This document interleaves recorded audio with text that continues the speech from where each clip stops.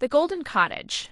There was once a small golden retriever named Daisy, who lived in a cozy cottage at the edge of a sprawling town.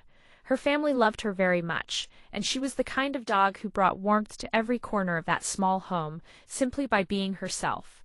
Her fur was the color of honey caught in afternoon sunlight, and her eyes held the soft, gentle expression of someone who had never known cruelty or unkindness.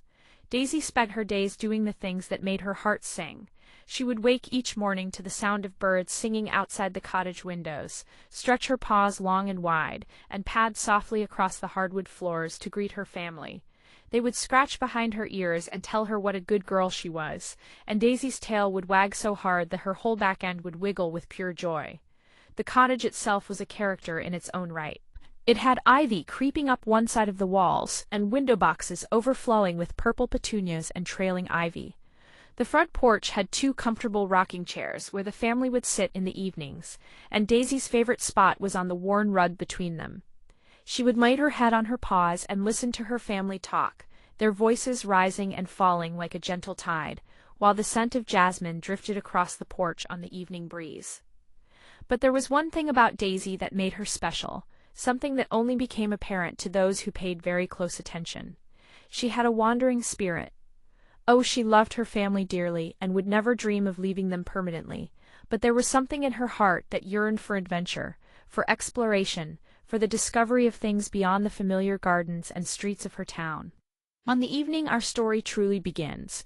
Daisy was lying on the cool tiles of the kitchen floor, her chin resting on her paws as she watched her family prepare dinner.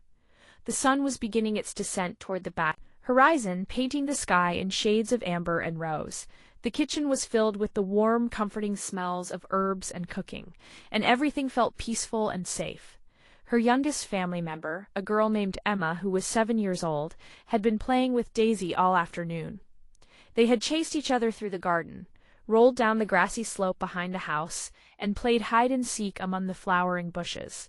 Daisy was pleasantly tired, the kind of tired that comes from a day well lived, when every muscle feels warm and content.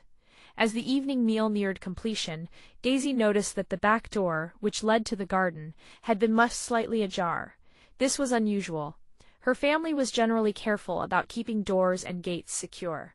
But there it was, just open enough for a small dog to slip through if she were so inclined. Daisy's ears perked up with interest. She was not the sort of dog to disobey or to venture into trouble. But the open door felt like an invitation, like the world itself was whispering a secret invitation to adventure. She glanced at her family, all focused on setting the table and ladling soup into bowls. No one was looking at her. The moment stretched before her, quiet and full of possibility. Before she could think too much about it, Daisy rose to her feet, stretched luxuriously, and made her way toward that open door. Her heart beat with a mixture of excitement and nervousness. She paused at the threshold for just a moment, one paw on the tile and one on the grass, as if she were standing at the edge of 2 different worlds. Then, with a deep breath, she stepped through and into the golden evening light. The garden had never looked quite so beautiful. The sun was casting long shadows across the lawn, and every flower seemed to glow from within.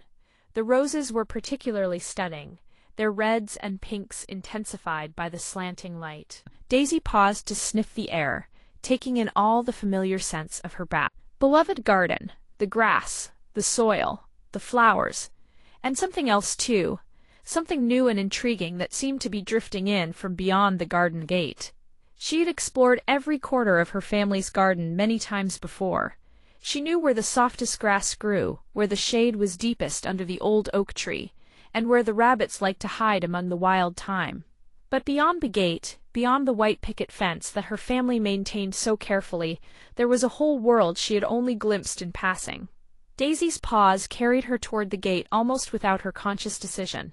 The grass was cool beneath her feet, and with each step she felt the pull of the unknown growing stronger. She had never ventured beyond the gate on her own before. Her family always accompanied her on their walks, keeping her safely on the leash, following the familiar routes through the neighborhood. But today felt different. Today felt like the day for something new. The gate, like the back door, was not fully closed. It swung open at her approach with a soft creak, and Daisy found herself standing on the path that wound away from her home, leading deeper into the surrounding countryside.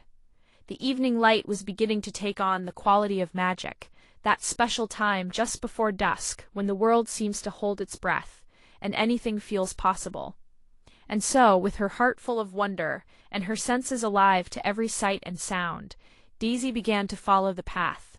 She did not know where it would lead, or what she would find, but she knew, with the deep certainty that animals sometimes possess, that this was a path she was meant to walk, at least for this one magical evening. As the cottage faded behind her, and the path wound deeper into the trees, Daisy felt a change in the air around her. It was as if she were stepping out of the ordinary world, and into something altogether more wondrous. The scents grew richer and more complex. The sounds of the evening seemed more vivid, and though she could not have explained it, she knew that something extraordinary was about to unfold. The chapter of her ordinary life was closing gently, and another chapter, one filled with magic and mystery, was about to begin. The path beneath Daisy's paws was soft and well-worn, as if many creatures had walked this way before.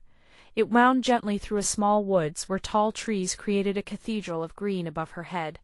Their branches interlaced in such a way that the evening light filtered through in soft, dappled patterns, casting the path in a gentle, shimmering light that seemed almost to glow. As she walked, Daisy's ears perked up at the various sounds of the forest. Birds were settling down for the night, their evening songs creating a symphony of chirps and trills. Somewhere in the distance she heard the soft burble of water, a stream perhaps, or a small pond.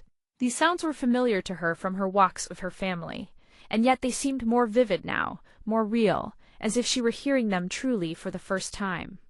The path continued to wind deeper into the woods, and Daisy found herself increasingly enchanted by her surroundings. The trees here were ancient, with thick trunks that must have taken centuries to grow.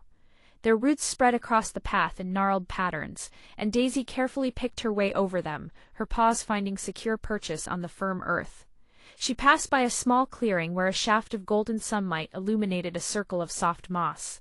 Wildflowers grew in profusion at the edges, tiny bell-shaped flowers in shades of blue and purple, daisies, which made her think of her own name, given to her by her family for this very reason, and delicate ferns that seemed to dance in the faintest breeze. As the light continued to soften, and the shadows grew deeper, Daisy became aware of a change in the quality of the air. It was becoming cooler now, and there was a sweetness to it that she had not encountered before. It was not the scent of any single flower or plant, but rather a mysterious perfume that seemed to come from everywhere and nowhere at once. It was the kind of scent that made you feel like you were on the very edge of understanding something profound, something that had always been just beyond your grasp. She paused for a moment on the path, lifting her nose to the air and breathing deeply. Her tail, which had been wagging with the pleasure of exploration, slowed and then stilled. She was attuned to something now, something calling to her from ahead on the path. It was not a sound exactly, and it was not a scent, though both of those seemed to be part of it. It was more like a feeling, a pull, a gentle but insistent invitation. Without fully understanding why, Daisy began to walk faster. Her pace quickened from a trot to something almost like a run, though she never quite went as fast as her 4 legs could carry her. She was being careful, respectful of the path and the forest around her, but there was an urgency in her now, a sense that something wonderful was waiting, and she did not want to arrive too late. The light continued to fade, and the sky above, visible in patches between the canopy of leaves, had turned from gold to a deep amber, and then to a soft violet. Stars were beginning to appear in the spaces between the trees, and Daisy could make out the first bright appearance of the evening star, low on the horizon. And then, quite suddenly, the path opened out into something entirely unexpected. Daisy emerged from the forest onto a vast, gently rolling hillside. The hill descended before her in smooth waves of grass, each one seeming to roll into the next like the swells of a peaceful ocean, and below in the valley between the hills she saw something that made her stop dead in her tracks, her eyes widening in wonder. It was a village, but not like the town she had glimpsed from her cottage. This village seemed to be created entirely from light and shadow and dreams. The houses were built in a style she had never seen before, with rounded corners and tall, graceful chimneys that seemed to twist upward like gentle spirals. They were painted in soft, muted colors, pale blues, soft greens, creams, and warm grays, and warm light glowed from their windows, casting a welcoming glow across the valley. In the center of the village there was a small square with what looked like a marketplace, though Daisy could see no one moving about in it. Strings of small lights crisscrossed between the buildings, and they were just beginning to twinkle to life as the dusk deepened into true evening. It was the most beautiful and peaceful place she had ever seen. But there was something else, something that Daisy noticed even more than the beauty of the village itself. The air around it seemed different, thicker, somehow, or perhaps more alive. It shimmered slightly, like heat rising from pavement on a hot day, except it was cool and pleasant. And the scent that had been pulling her forward became suddenly, wonderfully clear. It was the scent of safety, of home, of love, and of something else too, something she would later come to understand as magic. Daisy stood at the edge of the hill for a long moment, taking in the sight before her.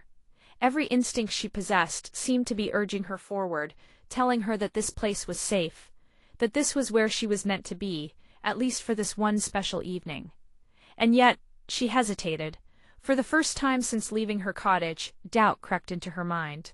She thought of her family, sitting down to dinner without her. She thought of Emma, who would look for her under the table. She thought of the bed she slept on, warm and comfortable, in the room she shared with the family. These things were real, and they were precious to her. Was she making a mistake by venturing so far from home? But as she stood there, wrestling with her doubts, something extraordinary happened. A breeze rose up from the valley below, and it carried with it not only that mysterious, beautiful scent, but also something more. It carried with it a sense of absolute certainty, the knowledge deep in her bones that this was a place she was meant to visit, that some part of her had always known about this place, even if her conscious mind had not. And there was something else too, something that seemed to whisper through the breeze itself. It was wordless, but the meaning was clear. "We have been waiting for you. Come and see." Daisy took a deep breath, gathering her courage. She looked back once toward the forest and the path she had followed, knowing that she could return if she chose to. But she knew with the certainty of her kind that she would not choose to turn back, at least not yet. She turned her gaze back toward the valley and the mysterious village that waited below. Then, with her heart full of wonder and anticipation, she began to descend the hillside. Her paws sank slightly into the soft grass with each step, and as she walked she became aware of something else extraordinary. The grass beneath her feet was warm, not hot, but pleasantly warm, as if the earth itself was welcoming her, supporting her, encouraging her to continue forward. And with each step downward, the lights in the village grew brighter, warmer, more inviting. The mystery deepened, and Daisy's sense of purpose grew stronger. She was no longer a small dog on an evening adventure. She had become something more, a seeker, an explorer, a being on a quest, guided by forces she did not understand, but completely trusted. And as she reached the base of the hill and approached the outskirts of the strange and wonderful village, she knew that her life, in some fundamental way, had changed. The chapter of the path was complete, and the chapter of the village was about to begin. Welcome to Dream. As Daisy reached the first buildings of the village, she was struck by how quiet everything was. It was not the silence of emptiness or abandonment, but rather the peaceful quiet of a place that was waiting, attentive, listening. The lights glowed warmly from the windows, and she could see the faint shapes of furniture within the houses, but there was no sound of voices or activity. The buildings seemed to have been designed specifically to be welcoming to someone her size. The doorways were not too high, and the windows began low enough that she could peer through them if she stood on her hind legs. The path that led between the buildings was smooth and even, and when she stepped onto it, she found it to be surprisingly comfortable beneath her paws. Not hard like the sidewalk near her home, but yield slightly, almost like the floor of the forest, where a thick carpet of fallen leaves softened the earth. As she made her way deeper into the village, she began to notice the small, thoughtful details that adorned each building. A cottage with pale blue walls had a small cushioned seat on its stoop, one that looked perfectly sized for a dog to rest upon. Another, painted soft green, had a shallow bowl beside its door, and when Daisy approached to sniff it, she found it contained fresh water that was cool and pure. The marketplace in the center of the village was something to behold. It was arranged in a perfect circle, with small shops and stalls positioned all around it. But these were not ordinary shops. There was a bakery with golden pastries visible in the windows, though the doors were closed. Next to it was what appeared to be a library, with shelves of books visible through the large front windows. Beyond that was a place that looked like it might be a theater, with velvet chairs visible inside. In the very center of the marketplace was a fountain. It was not tall or grandiose, but rather intimate in scale, perfect for a small creature like Daisy to appreciate. The water flowed in gentle tears, creating a soft, soothing sound. Around the base of the fountain was a circle of smooth stones, arranged as if to form a place to sit and rest. But what struck Daisy most powerfully was not the beauty of the physical space, wonderful as it was. It was the feeling that pervaded the entire village. It was a feeling of peace, of safety, of belonging. It was as if the village itself was welcoming her, embracing her, telling her in its silent way that she was not an intruder, but rather a guest who had been expected and longed for. She approached the fountain and stood on her hind legs to peer at the water. It was crystal clear, and when she lowered her front paws into it, she found it to be the perfect temperature, neither too hot nor too cold. She drank deeply, and as the water touched her tongue, she became aware of a subtle shift in her perception.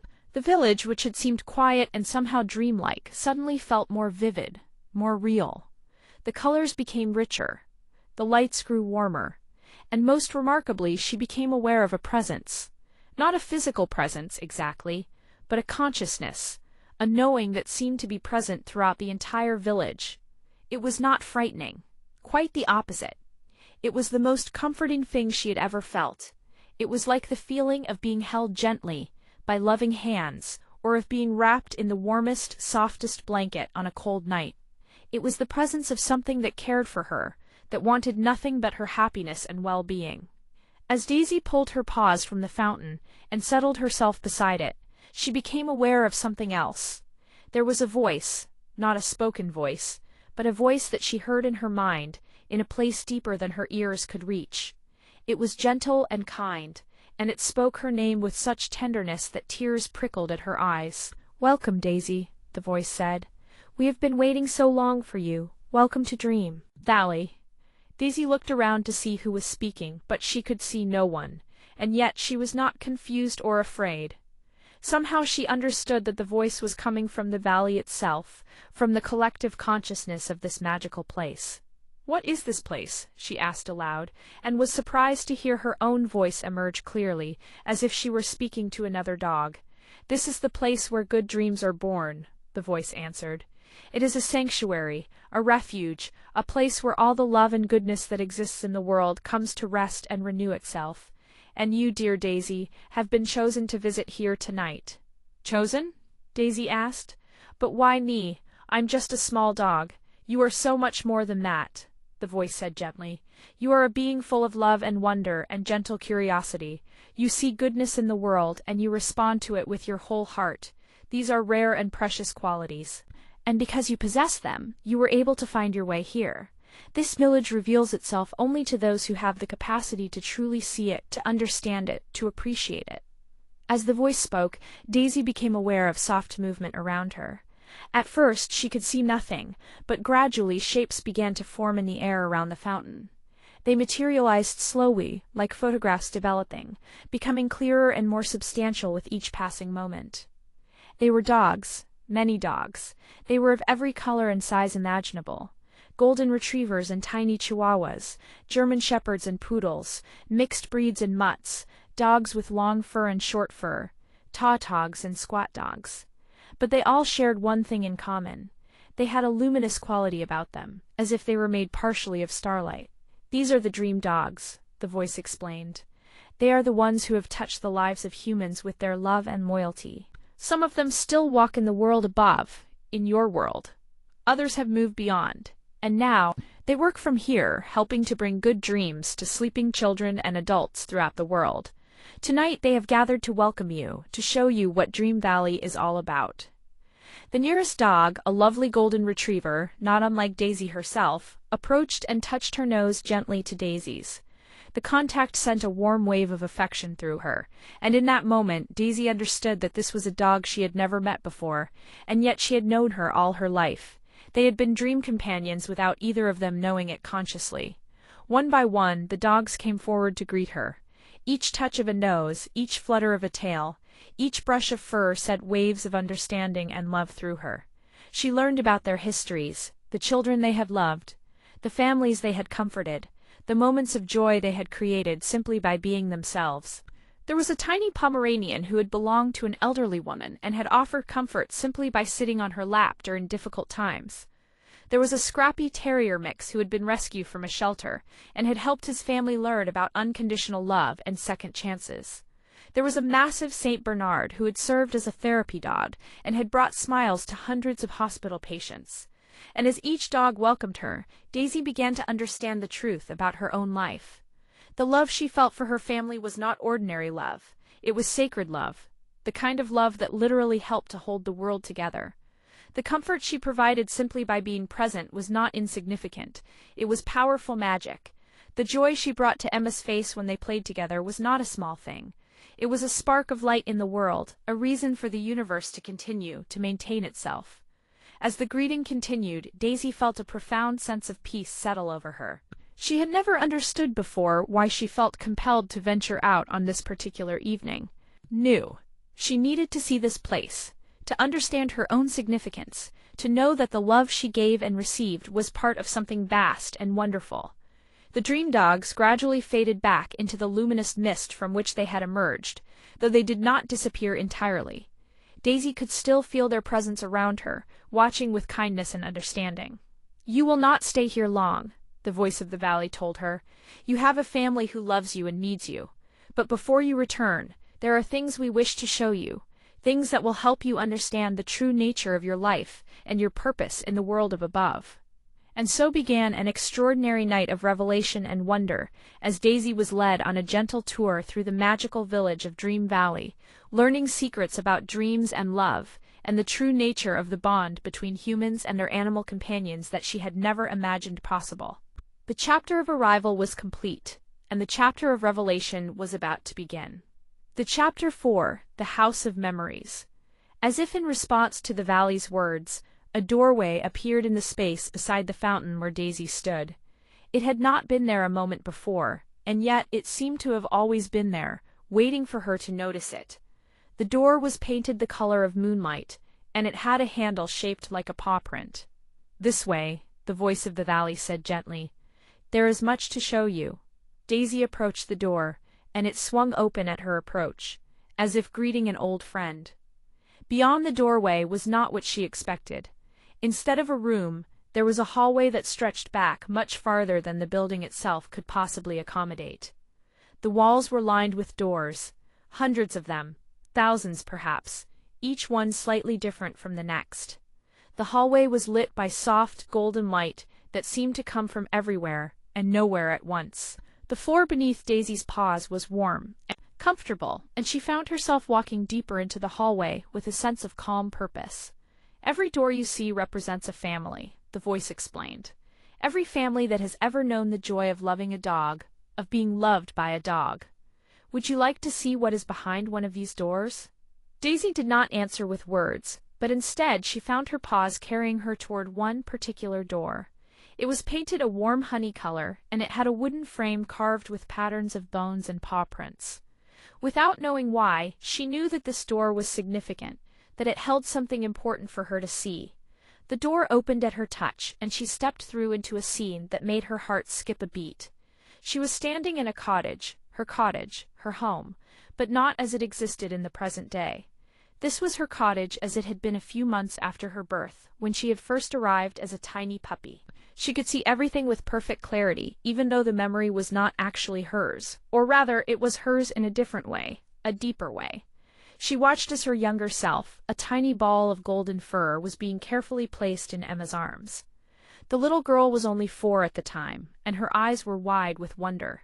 She looked down at the puppy, at tiny, fearful Daisy, and something passed between them in that moment. It was a recognition, an understanding, a beginning of love that would become one of the anchoring forces in both their lives. "That moment," the voice said softly, "was when you made a promise. You did not know that you were making it, not in your conscious mind. But every fiber of your being committed itself to that child. From that moment forward, you became her protector, her comfort, her friend. As Daisy watched, scenes began to play out before her like dreams within dreams. She saw herself as a young dog, learning to play with Emma, learning which places would make her laugh, which games would bring joy. She saw the afternoon when Emma had been crying in her room, hurt by something a friend had said at school, and how tiny Daisy had jumped up onto the bed and licked away her tears. She had not known what the sadness was about, but she had known with the absolute certainty of her species that her presence mattered, that her love was needed. The scenes continued to unfold. There was the time when her family had been struggling with financial difficulties, when worry had made them short with each other, and how Daisy's innocent joy, her excitement at walks, her enthusiasm for simple games, her uncomplicated affection, had reminded them of what really mattered. There was the evening when Daisy had curled up beside Emma's grandfather, who was visiting with a broken heart after the loss of his spouse, and how simply by being present, by allowing him to rest his hand on her warm back, she had helped him begin to heal. Scene after scene played out, each one showing Daisy a moment from her life that she had thought was simple and ordinary, but which, in this place of revelation, was shown to be sacred and significant. She had not known that any of these moments mattered so deeply, but now she could see that each one was like a thread in a great tapestry. Each moment of love, each act of comfort, each joyful romp in the garden had contributed to something much greater than herself. Every time you love someone, the voice explained, you are participating in the magic that holds the world together. You are not just a dog who eats and sleeps and plays. You are a conduit for love, a channel for the goodness that the universe is always trying to express.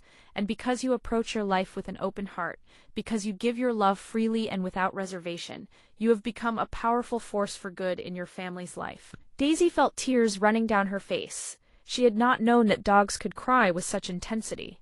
As she understood the true significance of her simple life, everything she had thought was ordinary was actually extraordinary.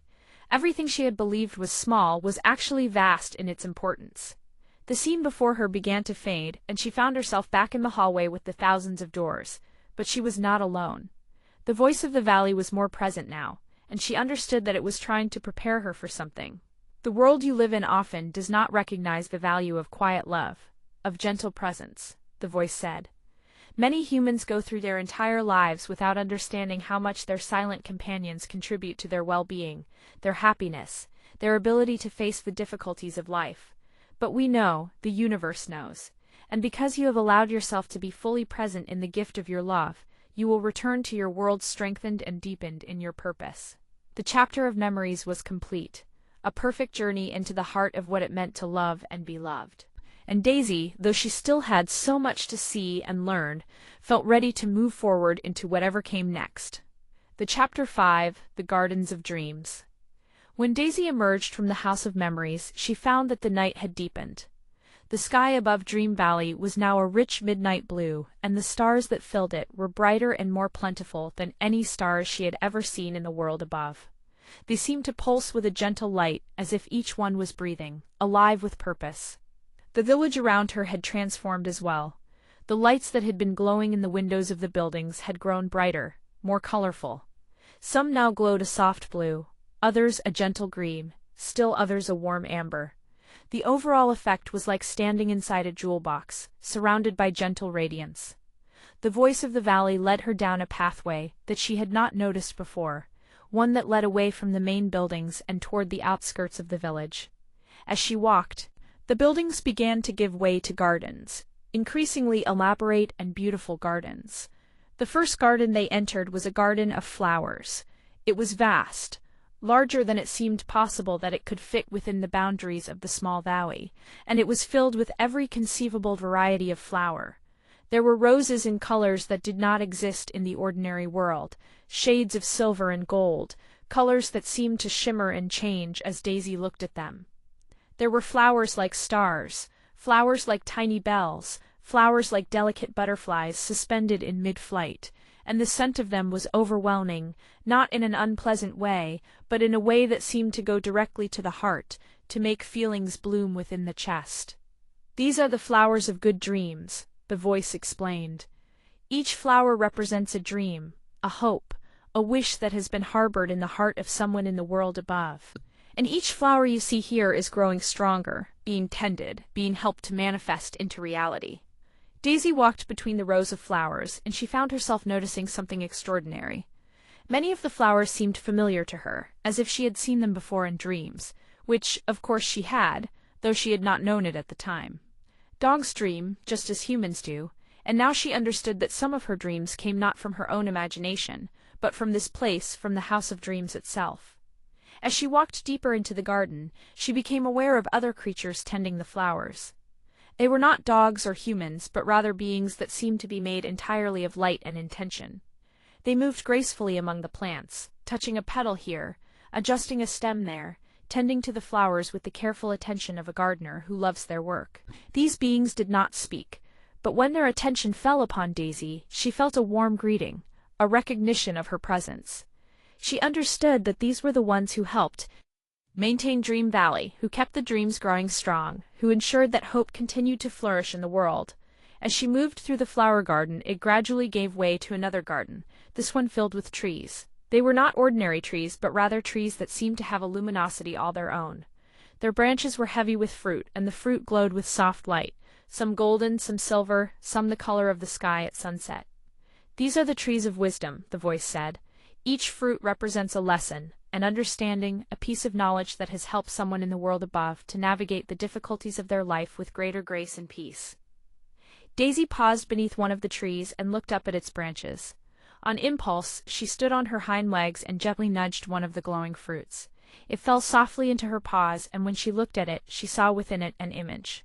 It was Emma, her beloved Emma, and the child was older, not as old as she would become, but older than she was now. In the image, Emma was helping another child, a child who had been alone and sad. She was offering the lonely child friendship and comfort, and Daisy understood that this was a future that might unfold, a possibility being held and nurtured here in Dream Valley. The fruit dissolved gently in her paws, dispersing into light and scent, and Daisy felt an overwhelming sense of gratitude. Whatever happened in the future, she had been given a glimpse of the good that might come, the kindness that might be shared, the love that might continue to spread outward in ever-widening circles. As she continued deeper into the gardens, they transformed again. Now she found herself in a garden of water. There were fountains and streams and small ponds, all perfectly constructed and filled with the most crystal-clear water. Fish swam in the ponds, not ordinary fish, but fish that seemed to be made of pure light. And hovering above the water were dragonflies that shimmered with colors that had no names. "These are the gardens of peace," the voice said. "In this water is held every moment of perfect peace that has ever been experienced by any creature in the world above, every moment of perfect stillness, every instant of absolute safety and comfort, every second of complete belonging. All of these are preserved here, held and protected so that they might nourish and sustain the world." Daisy drank from one of the streams, and when the water touched her tongue, she was flooded with memories of peace. She remembered peaceful afternoons lying in the sun. She remembered the peace of being held in her family's arms. She remembered the peace of perfect understanding between her and Emma, when no words or even barks were necessary, when two beings could simply exist together in complete harmony. The chapter of the gardens was a chapter of growing understanding, of seeing that the world was so much vaster and more filled with meaning than she had ever imagined. And as the night continued to deepen around her, Daisy felt that she was approaching something, a culmination, a moment of ultimate revelation. The Hatter of Dream Valley. After what might have been hours or what might have been mere moments, time in Dream Valley did not seem to follow the same rules as the time in the world above. Daisy found herself back near the center of the village, but the journey had changed her. She could feel the transformation within herself. She was still the same small golden retriever, and yet she was different. She had been shown things that could not be unseen, had understood truths that could not be forgotten. The voice of the valley, which had been guiding her all evening, now spoke with a tone of great tenderness and solemnity. "There is one more place we wish to show you," it said. "One place that is at the very heart of Dream Valley. Not all visitors are taken here. We show it only to those who are ready, those who have the capacity to understand what they will see. Are you ready, Daisy?" "I am," Daisy answered without hesitation. She did not know how she knew this. but she knew it with absolute certainty. She had been prepared for this moment her entire life without knowing it. A pathway opened before her that she had not noticed before. It led upward, climbing the slope of the valley toward the very peak of the highest hill. The pathway was paved with stones that glowed with soft light, and flowers bloomed on either side, flowers that she recognized from the gardens she had already visited. As she climbed, the lights of Dream Valley fell away below her, until finally she reached the very top of the hill. There, waiting for her, was a simple structure, a shelter, nothing more. It had no walls, only a roof made of something that looked like moonlight given substance. Beneath the roof, there was nothing but emptiness and light. But not all was empty. In the center of the shelter there was a light. It was not the soft, gentle light that had filled the rest of Dream Valley. This light was brilliant and intense, and yet it was not painful to look upon. Instead, it was the most beautiful thing Daisy had ever seen. It was the light of pure love, unfiltered and absolute, the light from which all other love in the world flowed like water from a spring. As Daisy approached the light, she felt her heart begin to open in a way she had not known was possible. The light touched her, flowed through her, and she understood. She understood everything. She understood that the love she felt for her family was not separate from this light, but was actually a piece of it, a small expression of the infinite love that was the fundamental force of the universe. She understood that every moment of kindness, every act of comfort, every instance of unconditional love that had ever occurred in the world was directly connected to this light, was fed and sustained by it. Understood that her life, small as it seemed in the context of the vast world, was actually infinitely important. That her decision to love her family without reservation, to be present to them with her whole being, to offer them comfort without asking for anything in return, that this was the highest form of service, the most powerful magic that existed. She understood that there was no hierarchy in the world of meaning. The small act of lying at someone's feet to offer comfort was as significant as moving mountains. The gentle touch of a nose to a hand was as powerful as changing the course of nations. Because in all these acts was expressed the fundamental truth that held everything together. Love is real, love is powerful, love is the only thing that matters. And she understood finally that this was why she had been brought to Dream Valley. Not to leave her life behind, not to stay in this place of magic forever, but to know deeply and truly what her life meant. To understand that she had been seen, that her efforts were valued, that the love she gave was received and treasured. As the light faded slightly, not disappearing, but becoming less intense, allowing her to breathe again, Daisy felt the presence of all the dream dogs gathering around her, not in the form they had taken in the marketplace, but as pure presence, pure consciousness. She felt their approval, their blessing, their affirmation. "Go now," the valley said to her, and its voice contained all the love in the world, compressed into a few gentle words. "Return to your family. Return to your life. You are changed now, but only you will know it. And the change you carry back with you will be felt by those who love you, will make the world a little bit brighter, a little bit more filled with grace. This is the true gift of Dream Valley, not to remove you from the world, but to help you understand and fully embrace the gift of your place in it." "Will I remember?" Daisy asked. "Will I remember any of this?" "You will remember," the voice assured her. "Not with your mind. Your mind will gently release the details so that the experience takes on the quality of a beautiful dream that fades upon waking. But you will remember with your heart. You will feel the difference, even if you cannot quite articulate it, and that feeling will sustain you, guide you, and help you to live your life with ever greater understanding and grace." The chapter of the heart of Dream Valley was complete. A moment of profound connection and understanding that would shape everything that came after. The return that the Dran befounding way, but gently, like the morning mist burning away in the sunlight. The lights of Dream Valley grew softer, less vivid. The sound of the fountains seemed to echo from farther and farther away. The presence of the dream dogs grew more subtle, though it did not entirely disappear. She knew they would always be with her, woven into the fabric of her being. She found herself walking back down the hillside, retracing her steps, passing through the gardens and the village. But now the world around her was transitioning, becoming less solid, more dreamlike. The buildings seemed to fade as she looked at them. The pathways became less distinct. She was moving between worlds, between the realm of pure magic and the world of ordinary reality.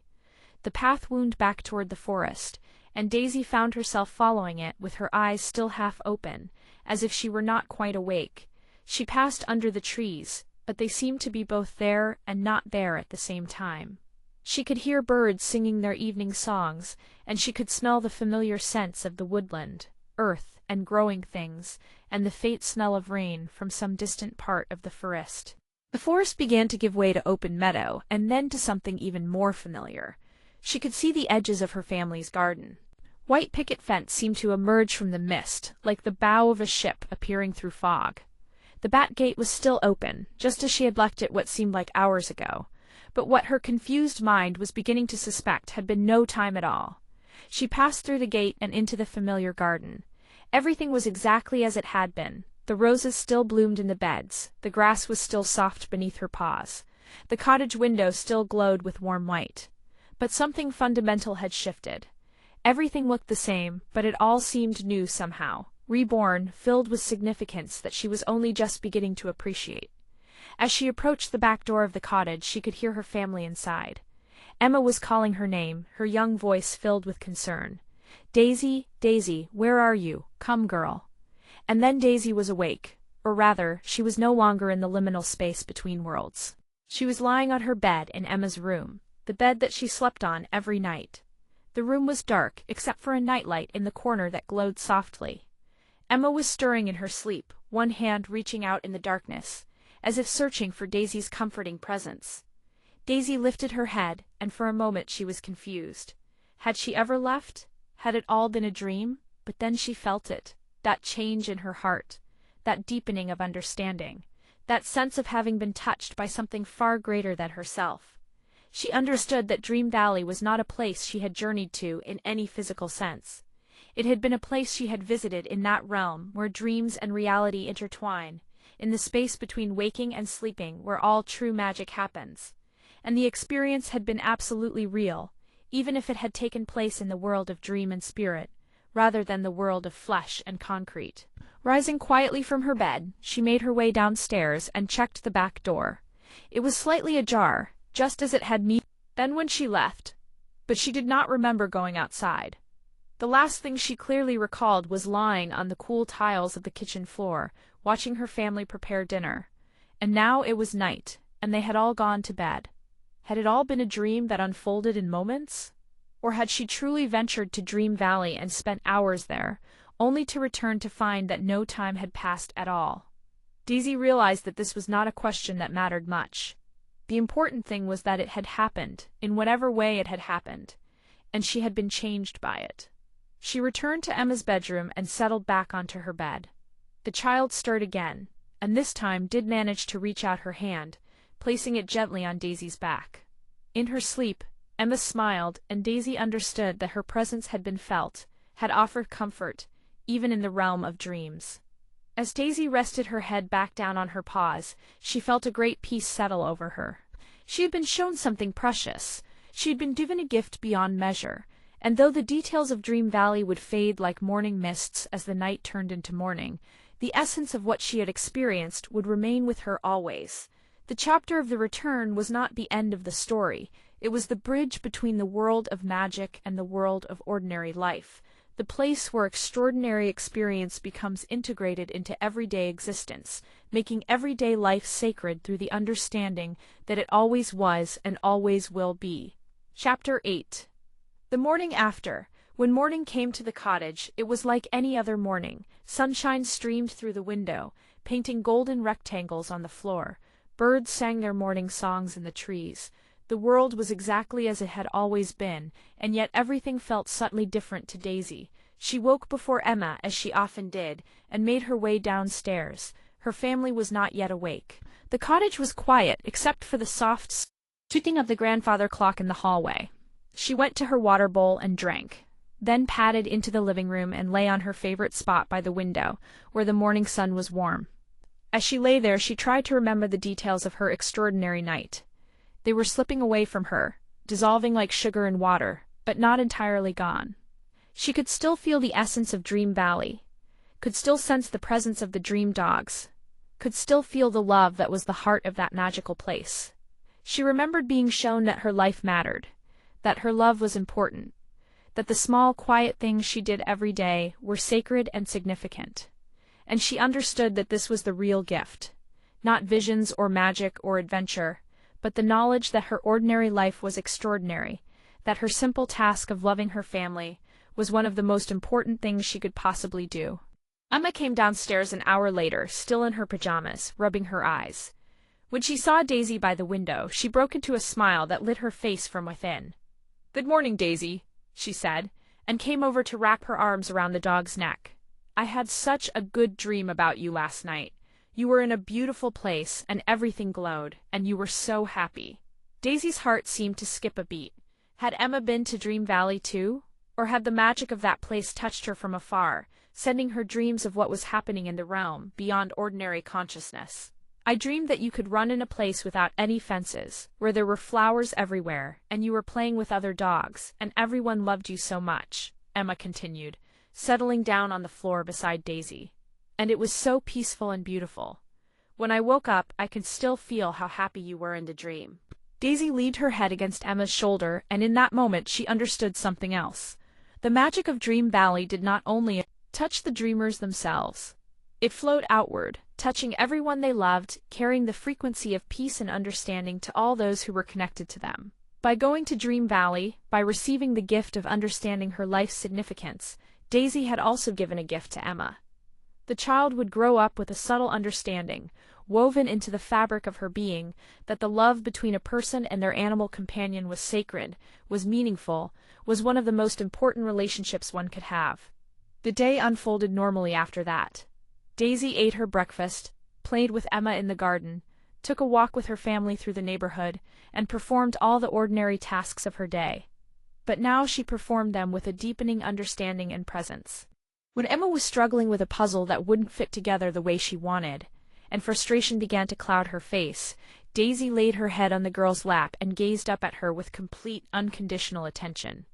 The child looked down into the dog's eyes, and something in that gaze, something that Daisy had learned in Dream Valley, seemed to ease the frustration. Emma took a deep breath and decided to try a different approach to the puzzle. When her parents had a small disagreement about something that didn't really matter, Daisy positioned herself between them, her tail wagging softly, her whole presence seeming to suggest that there was something more important than being right. There was being together, being kind, being present to the people you loved. When evening came again, Daisy rested on the rug by the rocking chairs on the porch, listening to her family talk as they always did, but now aware of how precious these moments were, how significant the simple act of being together truly is. And that night, as Daisy curled up in her bed with Emma, she drifted toward sleep with a heart full of gratitude. The chapter of the morning after was a chapter integration of bringing the wisdom of dream into the reality of daily life, of understanding that the sacred and the ordinary are not separate things, but are actually one thing, viewed from different angles. Forever changed seasons turned after Daisy's extraordinary night. Winter gave way to spring, spring became summer, and the world moved through its cycles as it always did. To anyone observing, Daisy appeared to be the same dog she had always been. She was still affectionate, still playful, still devoted to her family. She still enjoyed her walks and her games and her simple pleasures of eating and sleeping and being loved. But those who knew her best noticed something. There was a depth to her presence now, a quality of peaceful awareness that hadn't been there before. When someone in the family was sad or anxious, it was as if Daisy knew exactly what they needed, whether that was space and quiet or gentle closeness and affection. There was a wisdom in her eyes that seemed beyond her years. Emma, who was growing and changing as children do, found herself more inclined toward kindness, more patient with other children, more able to see beyond herself to the needs of others. She didn't understand why. She had no memory of the magical dream that had visited her. But there was something in her that knew, at a level below conscious thought, that connection and love were what mattered most. Daisy's parents noticed too. They found that on difficult days, when work was stressful or worries weighed on them, They would look at their dog lying peacefully in a sunny spot, and something in that simple image would ease their anxiety. They would remember that there were things beyond the reach of their worries and doubts, things that were simple and good and true. The knowledge that Daisy had gained in Dream Valley proved to be not a one-time experience, but a permanent shift in her understanding. She carried it with her every day, in every interaction, in every moment of her life, and because she carried it, it rippled outward, touching everyone who knew her. She understood now that she did not need to travel to magical places to live a magical life. The magic was here, in this cottage, in this family, in these ordinary days that were actually filled with extraordinary grace. There came a morning, several years later, when Emma was older, when Daisy woke with a different kind of awareness. Her body was growing older. The passage of time that exists in the physical world had not passed her. She moved a bit more slowly now, was content to rest, more often, could not play as vigorously as she once had. But her heart had not aged. It had only grown larger, more filled with love, more deeply connected to the mystery of being alive. She knew with the knowing that had become natural to her after her visit to Dream Valley, that her time on this earth was limited, that one day she would pass beyond the realm of waking life. But this knowledge did not frighten her. She understood that passing away was not an ending, but a transformation. She understood that the love she had given would continue on, would live in the hearts of her family forever. She understood that she would become part of the fabric of their lives in a different way, but no less real, no less powerful. One evening, as she lay in her favorite spot in the garden, watching the sun set, she felt the familiar presence of the dream dogs gathering around her, not in any way that others could see, but in a way that she could feel, could sense. They were there to let her know that when her time came, they would be waiting for her, ready to welcome her home to Dream Valley. And Daisy, her heart full of peace and gratitude, understood that she was ready. She had done what she came to do. She had loved and been loved, with an openness and wholeness that had rippled far beyond what her small life might have seemed capable of touching. The chapter of forever. Change was not an ending, but an opening, a threshold that would eventually lead to her next great transformation. But that was a story for another night, another dream, another time. Eternal love. As the final months and days of Daisy's life unfolded, something remarkable happened. The cottage seemed to glow with a gentle light that had nothing to do with electricity or fire. The family found themselves more patient with each other, more inclined to pause and appreciate simple moments. Emma, now a young teenager, spent hours simply sitting with Daisy, sometimes talking, sometimes in comfortable silence, both of them understanding that these were precious moments that would not come again. Daisy's parents would catch themselves watching their beloved dog with tears of gratitude in their eyes, marveling at the privilege of having her in their lives, understanding in a way they could not quite articulate that they had been given a gift far greater than they had ever deserved. And on a quiet evening, when the sky was turning soft with twilight, and the stars were beginning to appear, Daisy slipped peacefully from the world of waking life. She was lying in her favorite spot, her family gathered gently around her, not crying, but present, honoring the sacred transition that was taking place. In her final moment, Daisy's eyes, which had grown dimmer with age, seemed to brighten with a light that came from within. She looked at each member of her family in turn, and her tail gave one final gentle wag. In that moment, all the love she had ever given, all the comfort she had ever offered, all the grace she had ever embodied, seemed to pour from her heart into theirs, a gift to be cherished forever. And then she was gone from the world of physical form, but she was not gone from the world entirely. In Dream Valley, which existed in the realm beyond the veil, the dream dogs who had waited so long gathered to welcome her home. She found herself once again in that beautiful marketplace, but now she was different. She was more luminous, more pure, more filled with the light of love than she had ever been. The journey she had been on was complete. She had lived a life that mattered. She had shown, through her simple presence and her unconditional love, what it meant to be truly alive, truly present, truly connected to the sacred mystery that underlies all existence.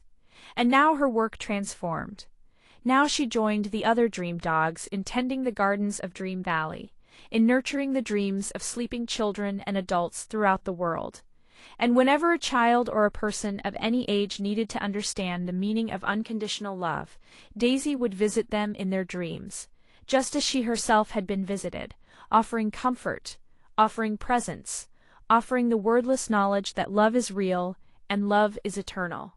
The cottage where she had lived remained filled with her memory. Emma, growing into a thoughtful and kind young woman, would sometimes dream of a beautiful place filled with light, where she could see Daisy running freely, her tail wagging with joy, surrounded by other beloved companions. And in those dreams, Emma understood that Daisy was happy, was at peace, and wanted nothing more than for Emma to carry forward the love and kindness that they had shared. Every family member in their own way felt Daisy's presence continuing to guide them, continuing to remind them of what mattered, continuing to teach them about the power of unconditional love. And years later, when Emma had grown into an adult and had a family of her own, she knew without any doubt why she was the kind of person who showed kindness to animals, who understood their worth, who approached them with reverence and respect. She knew because something in her had learned it from Daisy, had absorbed it through their years together, had been shaped by the grace of having loved and been loved by such a remarkable being. The story of Daisy and the story of Dream Valley became woven into the family's history. It was a story that shaped generations, that influenced how family members treated each other, how they approached their lives, how they understood the sacred in the ordinary. And somewhere in the realm of dreams, in that place where all love is preserved and honored, Daisy continued her work of bringing comfort and peace to sleeping souls, her heart forever full with the knowledge of having lived a life that mattered, of having loved and been loved in return. The final chapter was not an ending. It was a completion, a fulfillment, a perfect closing of a circle that would continue to ripple outward through time, touching lives and hearts in ways both seen and unseen. And in that completion was contained the eternal truth that Daisy had come to know and to embody. That love is the only real thing, that connection is the ultimate meaning, and that a life lived in service to love, simple, quiet, unconditional love, is a life lived to its absolute fullest. And as the stars shone down on the cottage and as dreams filled the sleeping minds of all those who had known Daisy, they carried with them the gentle wisdom of her life, that you are loved, that you matter, that your presence in this world is a gift, and that in loving and being loved, you participate in the fundamental magic that holds everything together. Sleep now and dream of love. Dream of Daisy. Dream of all the beautiful connections that make life worth living. And know in the deepest part of your being that you are not alone, that you are loved, and that the world is held together by kindness and grace. Chapter 1. Whispers in the forest. Daisy's paws made soft, gentle sounds against the forest floor as she ventured deeper into the woods beyond the village. The trees seemed to lean toward her, their branches creating a canopy so thick that even in the middle of the day, everything was bathed in a soft, golden twilight. She had left the welcoming marketplace behind, following an instinct she could not quite name, drawn by something that whispered in the spaces between the wind and the rustling leaves. The forest was not frightening. Instead, it felt like stepping into a place where she had always belonged. The air smelled of earth and ancient things, of secrets kept safe for a very long time. As she walked, she began to notice that the trees had markings on them. They were not recent or obvious, but rather old symbols carved deep into the bark, so worn by time that you had to look closely to see them. They seemed to tell a story, though Daisy could not quite understand what they meant. She came upon a small stream, its water so clear she could see to the bottom. When she bent down to drink, she noticed something odd. Her reflection in the water seemed to shimmer slightly, as if there were more to her than what met the eye. For just a moment she thought she saw something else in that reflection, something ancient and knowing. But when she blinked, it was gone, and there was only her own brown face looking back at her. The forest grew quieter the deeper she went. The birds stopped singing, and even the wind seemed to hold its breath. It was not an uncomfortable silence, but rather the kind of quiet that comes before something important is about to happen. Daisy's ears pricked up, and she slowed her pace. Ahead of her, through the trees, you could see a faint light. She approached slowly, carefully, her body low to the ground in the way of creatures who understand that mystery should be approached with respect. The light grew brighter as she moved closer, and gradually the forest began to open up. The trees became less dense, and soon she found herself in a small clearing. And there, in the very center of that clearing, stood something that took her breath away. The forgotten library. The structure before her was impossibly beautiful. It appeared to be a library, but not like any human building Daisy had ever seen. It was carved from pale stone that seemed to glow from within, and its architecture was organic, as if the building had grown rather than been constructed. The walls curved gracefully, and the entrance was an archway formed by what looked like intertwined branches, though they were stone and would never move or decay. The light she had seen was coming from within the library. It poured out through windows shaped like crescents and stars, casting gentle patterns on the forest floor. Above the entrance, words were carved into the stone in a language Daisy did not recognize.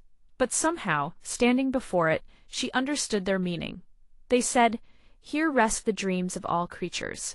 With her heart beating gently in her chest, Daisy stepped through the archway and entered the library. The interior took her breath away. The space was far larger than the exterior suggested, stretching upward into a dome of soft, pearlescent light.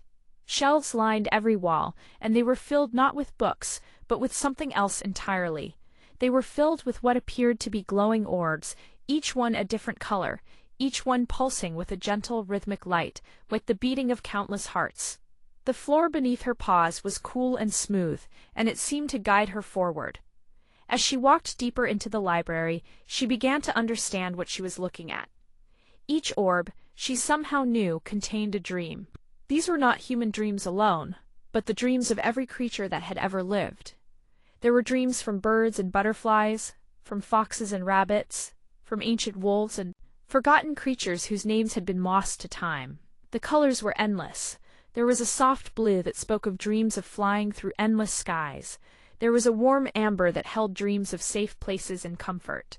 There was a silver that seemed to contain dreams of connection and love. And there were colors that had no names, colors that existed only in dreams themselves, shimmering and changing whenever she looked away from them. As Daisy wandered through the shelves, she realized something profound. This place was not abandoned. It was waiting. Every orb, every dream was preserved here in perfect stillness, kept safe from the hands of time. But there was something wrong. There was a feeling in the air, a heaviness that did not belong in such a beautiful place. Many of the shelves, she noticed, were darker, their orbs dimmer than they should be, and in some places there were empty spaces where dreams had once rested, leaving only dust and the faint memory of light. Chapter 3. Stories Trapped in Time. Daisy found herself drawn to one particular section of the library, where a great reading room opened up before her. In the center of this room sat an enormous desk, carved from wood that seemed to have fossilized into stone over countless ages. Behind the desk was a chair, equally grand, with cushions that had not been sat upon for so long that they had taken on the appearance of time itself. Upon the desk lay journals and scrolls, arranged in careful order. Daisy approached slowly and looked at them without touching. The journals were filled with handwriting, some of it neat and careful, some of it hurried and frantic, each entry recording something important. She could not read the human words, but she could understand the meaning that lay beneath them, written in a language older than words. One journal lay open, and Daisy could see that it had been opened recently. The last entry was dated, though the dates meant nothing to her. But the words, when she let her instincts interpret them, spoke of despair. The writer of these journals was the keeper of the library, the guardian of all dreams. And that guardian had fallen silent long ago. The dreams on the shelves were not simply stored here. They were being kept in a kind of stasis, preserved in a state between sleeping and waking. The keeper had the power to return these dreams to their dreamers, to let them complete themselves, to bring their magic back into the world. But something had happened. Something had prevented the keeper from doing this work. And so the dreams had remained trapped, neither fully alive nor truly dead, suspended in this eternal library outside of time. As Daisy moved through the reading room, she began to see other signs of what had occurred. Books had fallen from shelves and lay scattered on the floor. Some of the orbs had rolled away and lay dark in the corners. There were scratch marks on the stone floor, as if something had been dragged forcefully away. There was a struggle written in this room, a struggle between the keeper and something else, something that did not want the dreams to be returned to the world. She found a particular area where the damage was greatest. Here, shelves had been overturned, and the floor was scarred. In the middle of this devastation, there was a mark on the floor, circular and deep. It looked like it might have been the outline of something that had stood there, something large and heavy. The mark seemed to radiate a cold that Daisy could feel even now, a coldness that did not belong in this warm place of dreams. Chapter 4. The curator's burden. Daisy's exploration led her deeper into the library, to a passage that descended beneath the main floor. The walls here were smoother, more deliberately carved, and they seemed to glow with a deeper, more blue-tinged light. Her paws echoed as she walked, and she knew she was approaching something important, something that lay at the very heart of this place. The passage opened into a chamber, and here Daisy found what she had been searching for without knowing it. In the center of the chamber was a figure, and at first Daisy thought the figure was a statue. It was carved from stone so perfect it seemed impossible, and it was the shape of a being she had never seen before. It had the general form of a creature, with 4 legs and a head, but it was far larger than any animal Daisy had encountered, and its proportions were somehow both graceful and powerful. The figure's eyes were closed, and its expression was one of deep peace. But as Daisy looked closer, she saw that it was not a statue at all. It was a sleeping creature, and it was alive, though in what kind of sleep, Daisy could not say. The being was the keeper of the library, and it was imprisoned here, locked in this eternal sleep, unable to tend to the dreams it had sworn to protect. Around the keeper were symbols, carved into the floor in intricate patterns. They formed a circle, and then spirals that seemed to wind down into the stone itself, as if binding the keeper not just to this place, but to the very earth beneath. These symbols glowed faintly with a purple light that pulsed in rhythm with the keeper's breathing. They were not symbols of protection, but of confinement. Someone had locked the keeper away. Daisy approached the sleeping figure slowly, with reverence. As she drew near, she felt something stirring in her own heart, a recognition of something old and profound. The keeper was not a dog, but it was a guardian, just as Daisy had begun to understand that she herself might be. There was a kinship between them, a bond that transcended species, that reached back through countless ages. She stood beside the sleeping guardian for a long time, and as she stood there, she began to understand the history of this place. The library had been created in an age when dreams still held power, when the dreams of creators could shape the world and bring forth wonders. The keeper had been chosen, had taken on the sacred responsibility of protecting these dreams, of ensuring that they could be returned to their dreamers at the appointed time, so that each creature might know the fullness of their own possibility. But there were those who feared dreams. There were those who understood that if all the dreams of all creatures were returned to the world, everything would change, power would shift. The structures that had been built to control and confine would crumble. So those who had the power to do so had come to the library, had fought against the keeper, and had managed to imprison the guardian using magic older and darker than the magic that protected the dreams. The key of names. As Daisy stood before the keeper, she noticed something she had missed before.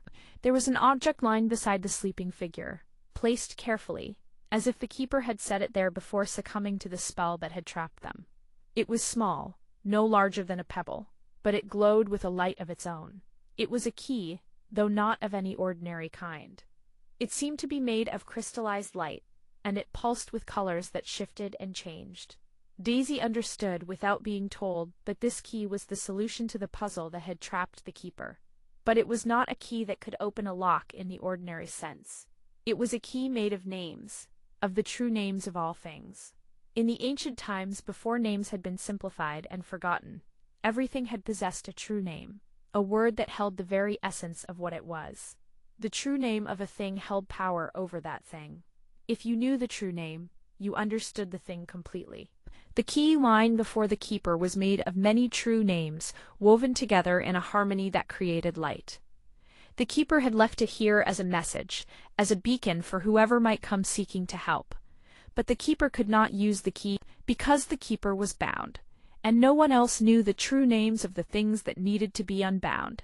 Daisy looked at the key, and she felt something shifting within her. Her adventures in this magical place had awakened something that had long been dormant. She had begun to remember things she had never learned. She understood that she was more than just a dog who had wandered away from home. She had a role to play in this story, a purpose that went back far further than her own beginning. She bent down and carefully took the key in her mouth. It was warm to the touch, and it seemed to recognize her, to settle into place, as if this was how it was always meant to be carried. The moment she held it, she felt a change in the air around her. The blue light in the chamber grew brighter, and the symbols on the floor beneath the keeper began to shimmer with uncertainty, as if they sensed that something had changed. The key showed her, in ways beyond words or images, what she needed to do. She needed to find others like herself, others who had been awakened to their true nature, others who had begun to remember what they truly were beneath the shapes they wore and the names they had been given. She needed to gather them, to bring them to this place, to teach them the names that the library held safe. Only when the names were remembered could the spell be broken. Chapter 6.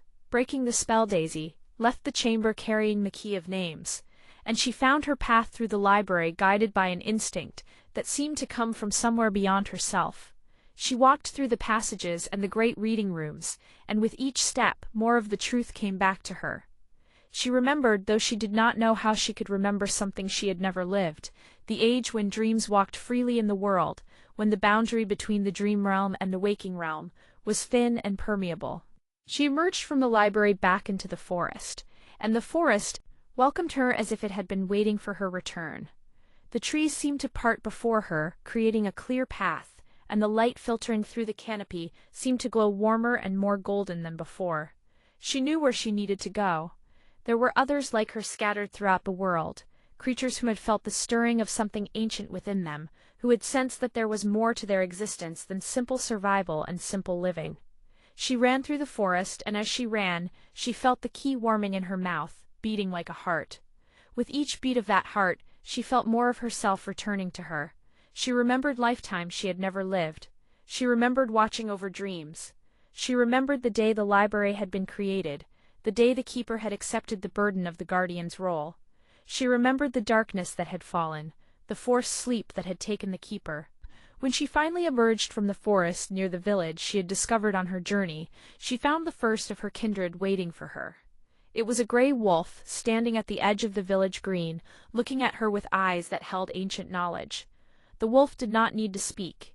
When Daisy's eyes met the wolf's, they understood each other completely. The wolf had felt the stirring too. The wolf had begun to wake. Over the following days, though time moved strangely in this place, and it was hard to say if it was days or weeks or something else entirely, Daisy found the others. There was a white owl who lived in the bell tower of a cottage she had not noticed before. There was a silver fox who emerged from a burrow beneath the marketplace. There was a great stag who had always lived in the deepest part of the forest, but had never revealed himself to human eyes. One by one they came, drawn by something they sensed, pulled toward Daisy and the key that now hung around her neck, on a chain of silver, that had appeared as if it had always been there. When they had all gathered, Daisy led them back to the library. They walked together through the forest, and the forest seemed to celebrate their passage. Flowers bloomed that had not bloomed in ages. Birds sang songs that had been forgotten. The very stones of the earth seemed to hum with anticipation. These were the guardians returning. These were the ones who had been chosen in ages past to protect the dreams of the world. The first dream. When the assembled guardians entered the library, the light seemed to brighten in welcome. They gathered in the great chamber where the keeper slept, and they formed a circle around the sleeping figure. Daisy felt the weight of responsibility settle upon her shoulders, but she also felt the strength of those beside her, the unity of purpose that bound them together. The key of names had shown her what needed to happen. The guardians needed to speak the true names of the binding spell.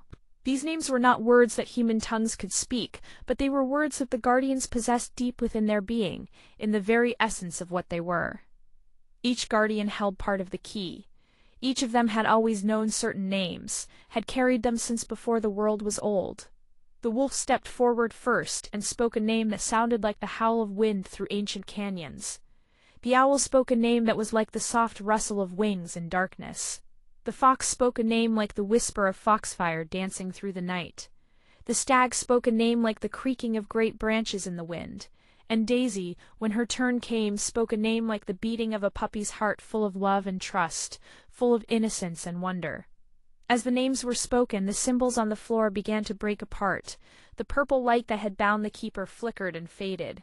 Cracks appeared in the binding spell, and through those cracks a golden light began to pour forth. The keeper's eyes opened slowly, and when they did, they held within them the light of 1,000 dawns. The keeper rose to their feet, and in the presence of their full awakening, all the dreams on the shelves of the library blazed with new life. The orbs that had been dim glowed brightly once more. The colors that had faded returned in full glory.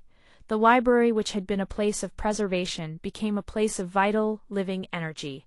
It was as if the entire building took a breath after a long sleep. The keeper looked at each of the gathered guardians, and their gaze held gratitude and recognition. The keeper had known, even in the depths of sleep, that eventually these guardians would return and would find the key. That knowledge had sustained them through the long imprisonment. Now, with the spell broken, the work of returning the dreams to their dreamers could begin again. Chapter 8: What Was Lost. The days that followed were filled with purpose and magic. The keeper taught the guardians how to read the dreams on the shelves, how to understand what each orb contained. Not every dream belonged to a creature still living in the world. Some of the dreams were ancient, left behind by creatures who had long since passed into the eternal sleep. But even those dreams could be returned, could be released into the world to inspire and guide the creatures that would come after. The first dream they chose to return was a particularly beautiful one, its orb shining with a soft rose-pink light. When the keeper held it up, they explained that this dream belonged to a bird who had been waiting in the world for countless ages to receive it. This dream contained music, the most beautiful music ever conceived, a melody that could heal sorrow and bring hope to even the darkest heart. The keeper carried the orb to the highest tower of the library, and the guardians followed. There, in a place where the boundary between the dream realm and the waking world grew thin, the keeper released the dream. The orb opened like a flower, and the light within it rose upward into the sky, taking the form of golden birds made of pure music. These birds flew out into the world, carrying the dream with them, seeking the creature who was meant to receive it. One by one, the dreams were released. A dream of flight for a creature who had never known the sky. A dream of endless green places for a creature whose world had turned to stone. A dream of reunion for a creature separated from its family by forces beyond its control. A dream of belonging for a creature who had always felt alone. With each release, the library grew lighter, freer, more alive. But the work was slow and careful. Not every dream could be returned immediately. Some dreams needed to wait for the right moment, for the creature who held them and their potential to be ready to receive them. The keeper and the guardians understood that dreams were powerful things, and they needed to be returned with wisdom and care. A dream released at the wrong moment could cause confusion or despair instead of joy and growth. Summoning the awakening cascade. As more and more dreams were returned to the world, something remarkable began to happen. The creatures who received these dreams were not passive recipients. When a creature received their dream, they awakened to new possibilities within themselves. They began to recognize other creatures who were also awakening, and they shared what they had discovered. The awakening began to cascade outward, touching more and more creatures, spreading like ripples in still water. In forests and meadows, birds began to sing songs they had never learned. In the darkness of caves, creatures began to glow with inner light. In the depths of waters, fish began to move in patterns that held meaning and intention. The whole world was beginning to remember what it had forgotten, beginning to wake up to the magic that had always been present, but had been overlooked and ignored. Daisy felt the changes most keenly. As each dream was returned, as each creature awakened, she felt their awakening within herself. She could feel the joy of a bird learning to trust its wings. She could feel the wonder of a young creature seeing the world truly for the first time. She could feel the relief of a creature finally understanding its place and its purpose. The boundaries between herself and all other creatures began to dissolve, and she understood that this was what it meant to be a guardian. To be a guardian was to hold the well-being of all creatures within your own heart. The other guardians were experiencing the same expansion of consciousness. The wolf could feel the wild beauty awakening in creatures throughout the lands. The owl understood the secrets that were being revealed in the darkness. The fox felt the clever joy returning to 1,000 minds. The stag sensed the emergence of nobility and grace in creatures who had nearly forgotten such things. The keeper looked upon this cascading awakening with satisfaction. This was why they had endured the long sleep. This was why they had accepted the burden of the guardian's role.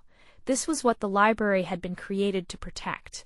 Not just the dreams themselves, but the possibility of dreams, the fundamental truth that every creature had within them the capacity to be more, to dream of more, to become more than they had ever imagined.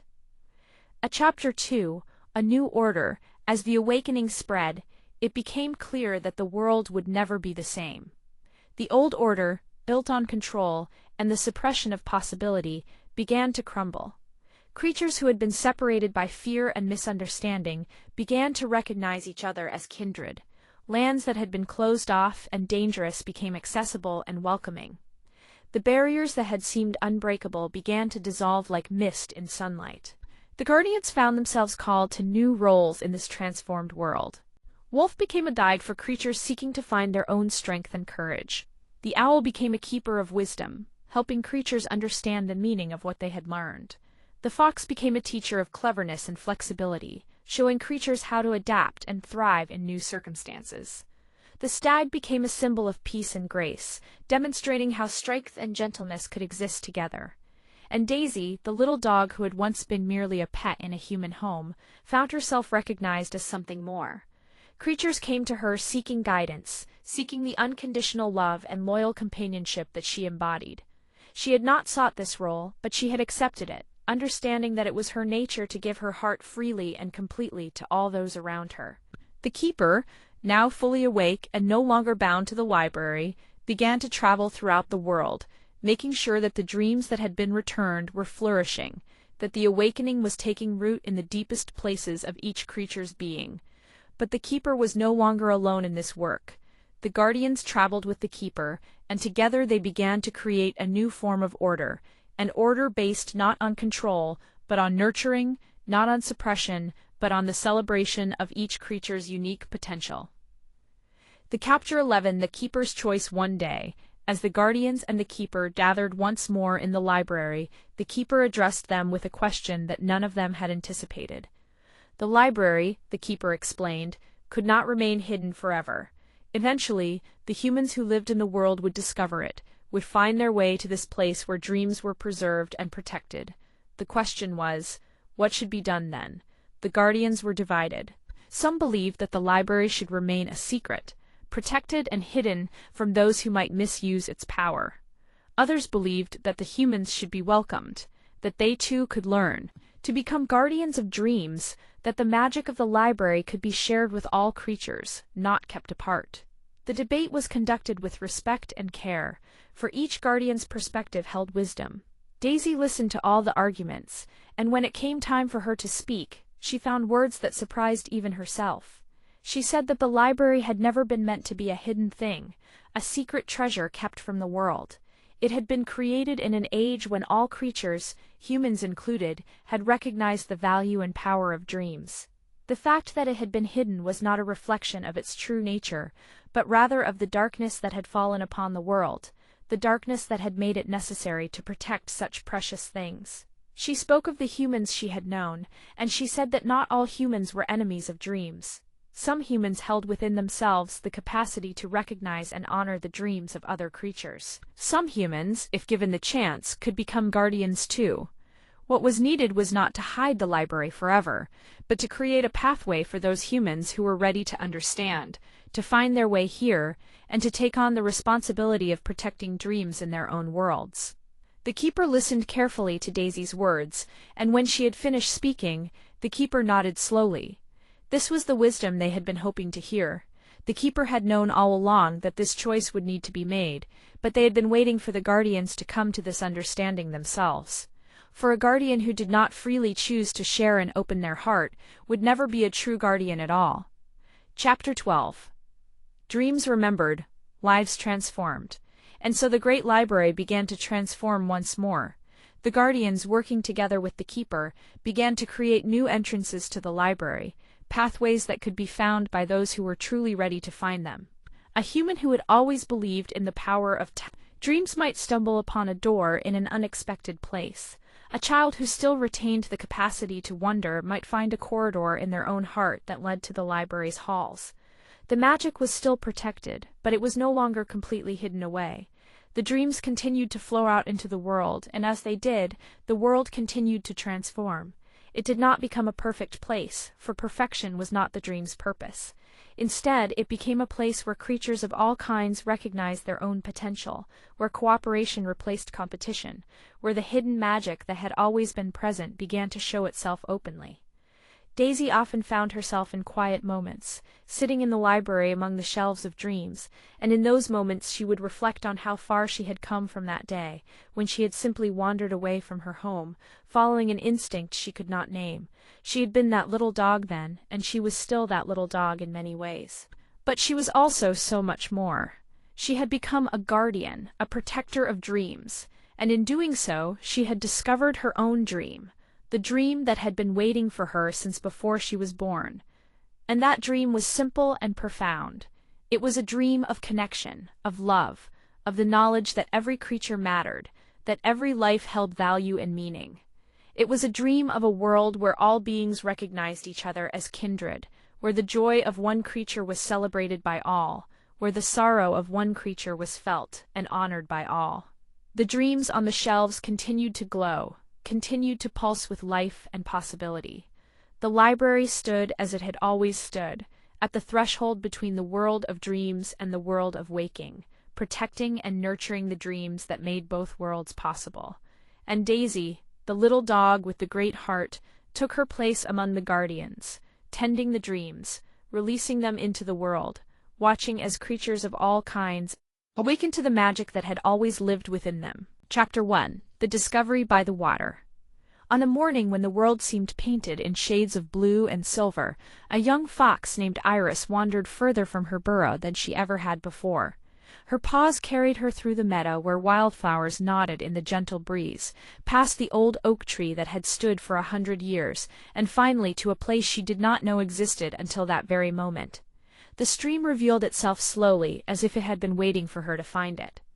At first she heard only a soft whispering sound, a gentle murmur that seemed to come from somewhere beyond the rise of the hillside. As she climbed higher, the sound grew clearer, more insistent, more alive, and then she saw it. The water flowed like liquid silver in the morning light, catching each ray of sun and transforming it into something luminous and beautiful. The stream was not wide, perhaps only as long as Iris was tall from nose to tail, but it seemed to contain a depth that her eyes could not quite measure. The banks were lined with smooth stones that had been worn round by centuries of flowing water, and the grass around it grew thick and green and impossibly soft. Iris approached slowly, as one does when encountering something precious and unknown. Her reflection appeared in the water as she drew near, and for a moment she barely recognized herself. The fox looking back at her seemed older somehow, wiser, as if the stream itself had added something to her appearance. She blinked, and her reflection blinked back, but there was something different in those eyes, something that made her feel less alone than she had ever felt before. The sound of the water grew louder as she drew closer, and she realized that it was not merely the sound of flowing water, but something more. It was almost like voices, she thought, or like music played on instruments she had never heard before. She sat down on one of the smooth stones and simply listened, letting the sound wash over her like a gentle tide. The stream's ancient memory. As Iris sat beside the stream, she began to notice things she had not seen at first. The water seemed to shimmer with colors that went beyond silver and blue. There were hints of green and gold, of violet and rose, as if the stream contained all the colors of the world and was slowly releasing them one by one into the light. She reached out a paw tentatively toward the water, and when her fur touched the surface, she felt a warmth spread through her. It was not the warmth of the sun, but something deeper, something that seemed to come from within the earth itself. The water was cool against her paw, but the feeling it gave her was one of comfort and recognition, as if she had touched this stream many times before, in dreams she could no longer remember. A voice seemed to speak to her then, not in words exactly, but in feelings and images that bloomed in her mind like flowers opening to the sun. She understood somehow that this stream had been flowing in this place for longer than any animal could remember. It had flowed before the meadow was meadow, before the old oak tree was even a seedling, before the hills themselves took their current shape. The stream, she somehow knew, had witnessed the lives of countless creatures. It had seen young animals discover the world for the first time, and old animals come to rest by its banks at the end of their long lives. It had been a source of healing and hope, a mirror in which the lost could find themselves again, a voice that whispered truths that animals needed to hear. Iris understood that the stream was alive in a way that was different from how she was alive, but alive nonetheless. It had a memory that stretched back through centuries, and it carried within its waters the essence of all the creatures that had ever come to drink from it, or sit beside it, or simply listen to its song. She sat for a long time in this understanding, feeling the gentle current of the water, hearing its ancient song, knowing that she had been drawn here for a reason that she was only beginning to comprehend. Reflections of the Self. As the day grew warmer and the sun climbed higher in the sky, Iris found herself returning again and again to the edge of the stream, looking at her reflection in the water. Each time she looked, she saw something slightly different. Sometimes her reflection seemed younger, showing her she had been when she was just a kid, exploring the world for the first time. Sometimes it seemed older, showing her glimpses of who she might become. Other reflections appeared in the water as well, though Iris knew that no other animals were near. She saw the reflection of a great stag, noble and kind, with antlers that seemed to hold the sky itself. She saw a mother bear, strong and protective, watching over her cubs with infinite patience. She saw a wise old turtle moving slowly through shallow waters, carrying the weight of many years with grace. She saw a young bird learning to fly for the first time, wings spread wide, with joy and fear mingled together. And she understood that these were not just reflections of other animals, but reflections of parts of herself. Within her own spirit lived the nobility of the stag, the protective strength of the bear, the wisdom of the turtle, the joy and fear of the fledgling bird. The stream was showing her that she contained multitudes, that she was far more than she had ever imagined herself to be. In the shallows near the bank, she could see the smooth stones beneath the surface of the water. Each stone had its own shape, its own texture, its own particular way of catching the light. Some were perfectly round, worn smooth by countless years of flowing water. Others retained edges and angles, as if they were still becoming, still being shaped by the patient current. And she understood that this, too, was a reflection of herself and of all living things. That each creature was both whole and complete in this moment, and also always in the process of becoming something more. The more she looked into the stream, the more she saw, and the more she understood about herself and about the world. She began to recognize that what she had always thought of as her weaknesses were actually part of her strength. Her small size, which she had sometimes thought made her vulnerable, was also what allowed her to move silently and swiftly through the world. Her cautious nature, which she had sometimes seen as timidity, was actually wisdom that had kept her safe. Her curiosity, which had led her away from home and to this stream, was the thing that made life worth living. Chapter 4. The Healing Waters. On the third day of her visits to the stream, Iris encountered another animal. A young rabbit sat on the bank, and she appeared to be in pain. Her back left leg was swollen and discolored, and she was looking it constantly, as if she could somehow ease the suffering through her own care. Iris approached carefully, not wanting to startle the rabbit, but the rabbit did not seem to notice her. The rabbit's eyes were closed, and her breathing was shallow and quick. She was clearly suffering, and there seemed to be nothing she could do to ease her own pain. Without quite knowing why, Iris gently nudged the rabbit toward the water. The rabbit's eyes opened, and she looked at Iris with fear and confusion, but something in Iris's expression must have conveyed trust, because the rabbit allowed herself to be guided closer to the stream. When her injured leg touched the water, she gasped. The change was not instantaneous, but it was remarkable. As the rabbit's leg remained in the cool water, her breathing began to slow. The tension that had held her body rigid began to ease. After several minutes, she withdrew her leg from the water and looked down at it in wonder. The swelling had diminished, the discoloration had faded to a pale pink, and when she stood up and took a tentative step, she could put her full weight on the leg without limping. The rabbit looked at Iris with eyes full of gratitude and awe. She turned back to the stream and drank from it, and as the water touched her tongue, something seemed to shift inside her. The fear that had been written all over her face began to fade. In its place came a kind of peace, a sense that everything would be all right, that her suffering had meaning, and that she was not alone in bearing it. From that day forward, other animals began to arrive at the stream. Some came with injuries that needed healing. Others came with illnesses that weighed them down. Still others came with sorrows that seemed too heavy to carry alone. And the stream, in its patient and ancient way, offered what healing it could. A young deer came with an infected wound, and the water cleansed it and brought new skin growing across the tear. An elderly badger came struggling with the pains of age, and after drinking from the stream and wading in its waters, his movements became easier and his eyes brighter. A squirrel came grieving the loss of her mate, and though the stream could not bring him back, somehow its waters eased the sharp edges of her grief, and allowed her to remember the joy they had shared, without being overwhelmed by the loss. Iris began to understand her role in all of this. She had not come to the stream merely to discover her own reflection and her own potential. She had come to be a guide, a welcomer, a gentle presence that could lead other animals to the healing that the stream offered. She found herself sitting with each visitor, listening to their stories, offering what comfort she could through her presence alone. Chapter 5. Illness.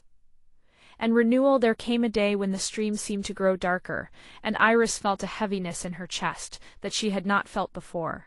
The water, which had always been clear and luminous, seemed clouded. The song of the stream grew fainter, almost as if the ancient voice was growing weary. Iris understood somehow that the stream was ill. She did not know how this could be possible, for she had always thought of the stream as something eternal and unchanging. But she realized now that everything, even something as ancient and powerful as this stream, could suffer and struggle. She looked into the water and saw her reflection, that it was dimmer than it had been before. The water seemed to be absorbing her light, rather than reflecting it back to her, and she understood that her own health and the health of the stream were connected, that they could not be separated from one another. Other animals came, and they too seemed to sense that something was wrong. The healing power of the water had grown weaker. Those who came seeking relief found only partial comfort. The warmth that had always emanated from the stream seemed to have diminished. Iris sat by the stream through the long night, trying to understand what had happened and what she could do to help. As the darkness deepened around her, she began to see something in the water that she had not noticed before. There were shadows in the depths, and they seemed to be growing larger and more oppressive. She realized that something had entered the stream, something that did not belong there, something that was poisoning the waters with its presence. She wanted to flee, to run back to her burrow and hide from whatever darkness had come to the stream. But she knew that she could not abandon the other animals who depended on the water for their healing. She knew that the stream itself, which had shown her so much kindness and helped her discover who she truly was, needed her help now. As the night wore on, Iris remained by the water, keeping vigil, and as she sat there, she felt the stream's presence more strongly than ever before. It was not a voice exactly, but a kind of knowing that came to her through the water and through the earth beneath her feet. The stream was telling her that healing and suffering are not opposites, that they are two sides of the same truth, that to truly help, one must not look away from the darkness, but must face it with courage and compassion. Jabbed in deep into truth. As dawn began to break, Iris made a decision that terrified her. She would enter the water fully, would dive down into its depths to see what darkness had come to the stream. She would face whatever was causing the stream's illness, and she would try to understand it. She walked into the water until it reached her neck. Then, taking a deep breath, she lowered her head and dove beneath the surface. The cold took her breath away, but she pushed deeper, her eyes open despite the sting of the water. As she descended, the light from above grew fainter and fainter. The world became blue and green, and then darker still. And as her eyes adjusted to the gloom, she began to see shapes moving in the depths. What she saw was not a monster or a demon or anything that was purely evil. What she saw was a kind of sickness that had taken root in the very bedrock beneath the stream. It was a darkness that had grown out of suffering, out of the pain of the earth itself, out of wounds that had never been properly healed. She understood in that moment that the stream had been carrying the sorrow of the land for countless years. Every animal that had come to be healed had left something behind, not deliberately but naturally. The weight of their suffering, even after it had been eased, had sunk into the stream's depths like sediment, layer upon layer, year upon year.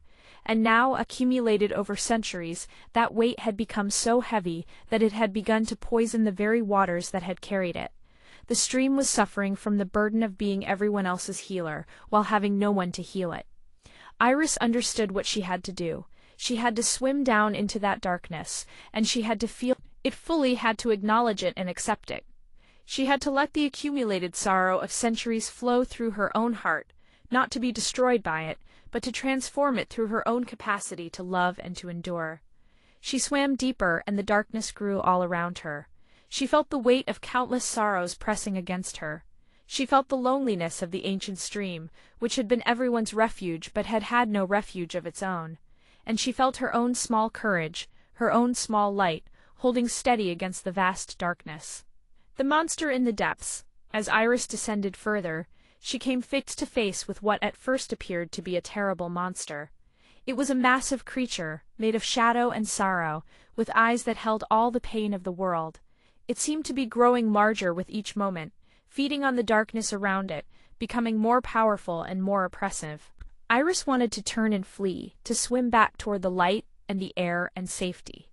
But she forced herself to remain still in the water, to look directly into those eyes of pain and sorrow. And as she looked, something remarkable began to happen.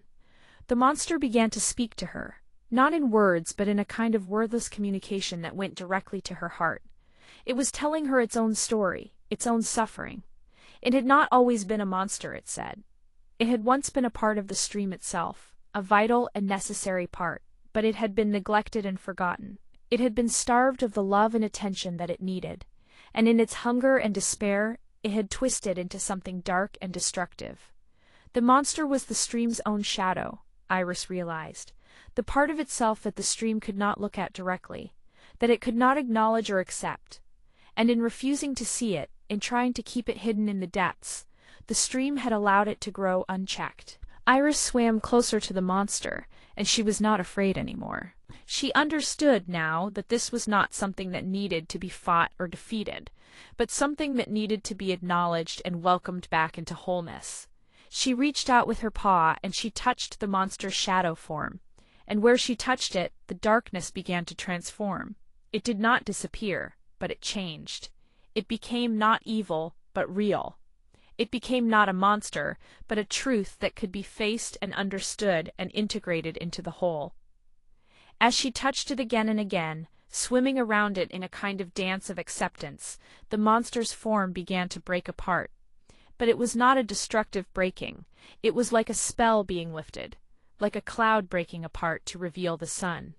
What emerged was not a monster at all, but a kind of shadow presence, a necessary darkness that all waters must contain in order to be real and alive and true. Acceptance through understanding. The shadow dissolved into the water, and Iris found herself rising toward the surface, not swimming, but being lifted by the current itself. As she broke through into the air and gasped for breath, she could feel the change in the stream immediately. The water that filled her lungs felt cleaner, purer, more alive than it had ever been before. She pulled herself onto the bank and lay there, exhausted and shivering, but also lighter somehow, as if she had released a weight that she had not even known she was carrying. Her mind was flooded with a kind of knowing that transcended words, a direct understanding of truths that she had never been able to fully express before. The stream had been healed, not because the darkness had been destroyed, but because it had been accepted. The stream had learned through Iris's courage that wholeness does not mean the absence of shadow or pain, but rather the integration of all parts of the self, both light and dark, both joy and sorrow. In the days that followed, Iris noticed that the stream flowed with even greater power than it had before. The water was clearer, but there was also a depth to it now that had not been there before, a richness and complexity that spoke of having been tested and having emerged stronger. The animals who came to drink and bathe began to report something new. The healing was still there, but it was deeper now, more complete. Those who came seeking to be healed found not just the relief of their symptoms, but also a kind of profound peace that seemed to come from accepting all of themselves, including the parts that were broken or wounded or afraid. And Iris understood that the greatest healing comes not from the denial of suffering, but from the conscious choice to face it, to understand it, and to integrate it into a larger whole. She understood that the stream, in showing her how to do this, had taught her the most important lesson of all. Chapter 9. The Purified Soul. As summer turned to autumn, Iris noticed changes in herself that went far deeper than the physical. She seemed to move through the world with a certainty that she had not possessed before. The doubts that had sometimes plagued her seemed to have fallen away like leaves dropping from a tree. She could see the world more clearly, and she could see other animals more clearly as well. Animals that came to the stream seeking healing began to comment on something they sensed in Iris herself. They said that simply being in her presence brought them comfort, that something about her seemed to restore peace to their troubled hearts. She had not changed on the outside, but something fundamental had shifted within her, and that change was visible to anyone who took the time to truly look. Iris began to understand that the work she had done in the depths of the stream had not just healed the stream itself, it had purified something within her own soul. She had faced her deepest fears and had chosen courage anyway. She had looked directly at darkness and had chosen compassion instead of judgment. She had carried impossible weight and had found that she was stronger than she had ever imagined. As the leaves began to turn brilliant shades of gold and crimson and orange, the stream seemed to glow with a light that went beyond mere reflection of the sun. Iris would sit by the water in the late afternoon, and visitors would often comment that it seemed as if she and the stream were glowing together, as if they had become part of the same luminous whole. One afternoon, a very old animal came to the stream, an ancient owl whose feathers were almost entirely white. She had come, she said, because she was nearing the end of her life and wanted to understand what it all meant, all the long years of living and suffering and joy and loss. And Iris sat with the owl as the sun sank lower in the sky, and together they watched their reflections in the water, and Iris told her the story of the stream, of what she had discovered and what she had learned. When she finished, the old owl was silent for a long time. Then she said, "You have learned the greatest wisdom of all, young fox. You have learned that life is not about avoiding suffering, but about transforming it through the alchemy of courage and compassion. You have learned that we are all wounded healers, each of us carrying both the capacity to hurt and the capacity to mend." Rising from the stream, as winter approached, bringing with it snow and ice and shorter days, Iris found herself thinking about what came next. She had spent many months by the stream, and the stream had become her home in a way that her burrow had never been. But she also knew that there was a world beyond the stream, and she wondered if there were other places where she was needed, other waters that might be suffering in the way that this stream had suffered. One morning when the first snow was falling and the world seemed peaceful and silent, Iris made a decision. She would leave the stream, but not in the way that she had originally left her burrow. She was not running away or fleeing into the unknown. She was walking forward with purpose and intention, knowing that the stream had prepared her for a journey whose destination she could not yet see. As she prepared to depart, the animals who had gathered by the stream over the months all came to say goodbye. The young rabbit, whose light had been healed, hopped in circles around her, expressing gratitude. The deer who had been infected came and touched her nose to Iris's nose in a gesture of deep respect. Even the elderly badger, who had struggled with the pains of age, came to see her off, moving slowly but with a grace that spoke of health restored. Iris carried with her the knowledge that the stream would continue to flow and to heal, even without her daily presence. But she also knew that she would carry something of the stream within her wherever she went. The lessons it had taught her, the strength she had found in its depths, the wisdom it had showed her about the nature of healing and wholeness, all of these would travel with her. As she walked away from the stream for the final time, she turned to look back at it one last time. The water glowed in the soft winter light, and for just a moment she thought she could hear its ancient voice, whispering words of encouragement and blessing. And then she turned forward again, and continued on her way, walking toward whatever destiny awaited her.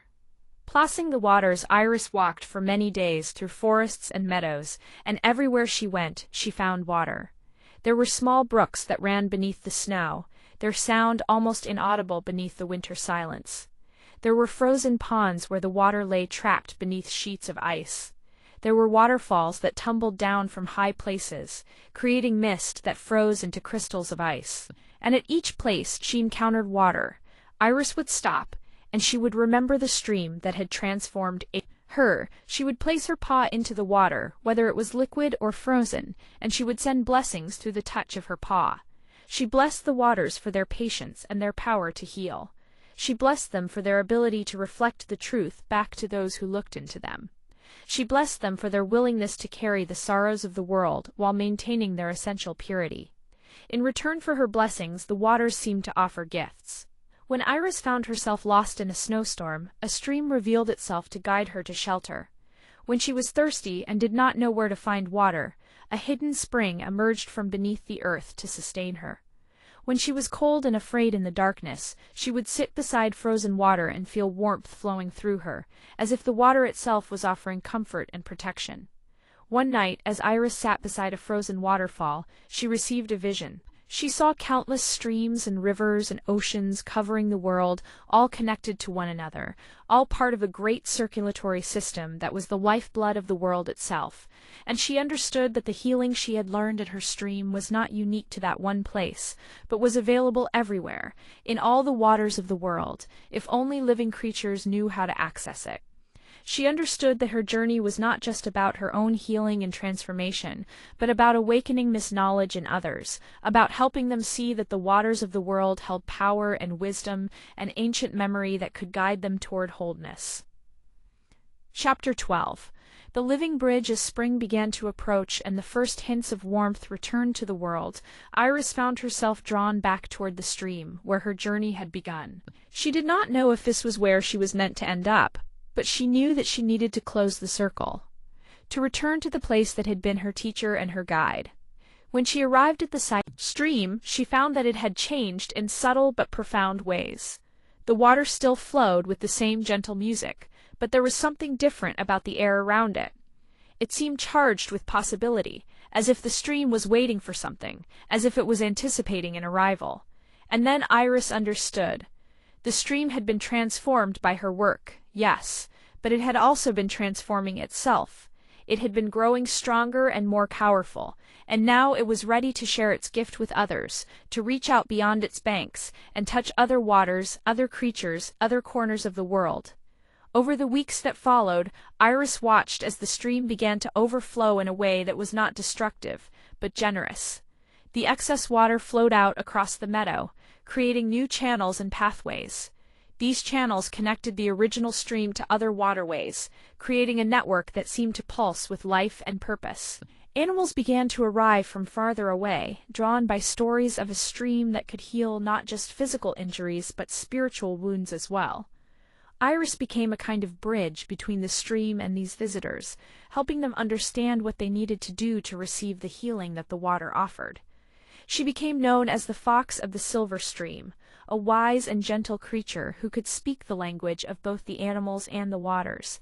And in time, Iris understood that this was her true purpose. She was not meant to stay in one place or to heal just one stream.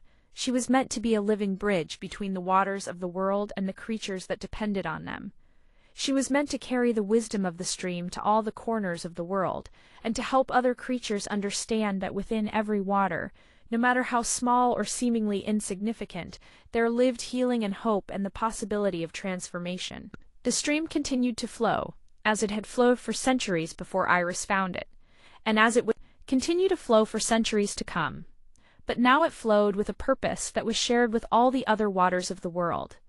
And Iris, carrying the stream's wisdom in her heart, walked forward into the future, ready to discover what other streams needed her help, what other waters were waiting to share their ancient secrets with creatures brave enough to listen. The waters of the world were singing now, and Iris could hear their song wherever she traveled, and she knew that as long as she lived, she would answer that call, she would help that healing spread, and she would be a living bridge between the earth and the waters that sustained all life. As night fell and the stars began to emerge in the sky above, Iris lay down to rest beside the stream, listening to its eternal song, knowing that tomorrow would bring new adventures and new ways to serve. And the waters flowed on, healing, blessing, transforming, carrying their ancient wisdom through the world, touching the hearts of all creatures willing to listen to their voice.